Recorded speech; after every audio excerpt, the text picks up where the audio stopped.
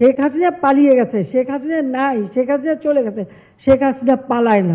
বাংলাদেশ থেকে পালিয়ে কোথায় আছেন শেখ হাসিনা?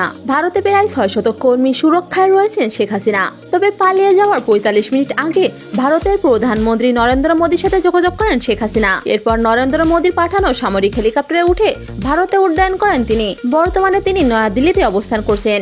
শেখ হাসিনার সাথে তার মেয়েও আছেন। সেখানে বাংলাদেশকে নিয়ে কিছু বক্তব্য দিয়েছেন শেখ হাসিনা।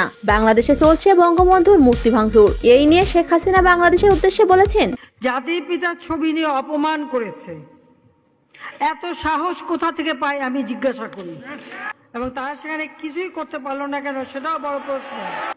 যে হাত দিয়ে জাতির পিতার ওই ছবি নিয়ে তারা ভেঙেছে, তাদের যা উপযুক্ত করা উচিত সেটা করতে হবে। তবে ব্রিটেন ও আমেরিকা সহ বিভিন্ন দেশে রাজনৈতিকভাবে থাকার চেষ্টা করলেও শেখ হাসিনার ছেলে জয়াদ জানিয়েছেন শেখ হাসিনা বাংলাদেশে ফিরে আসবেন, অংশগ্রহণ করবেন নির্বাচনে। দেশ ও রাজনীতি কর্মীদের নিরাপত্তার স্বার্থে আবারও বাংলাদেশে ফিরবেন শেখ হাসিনা।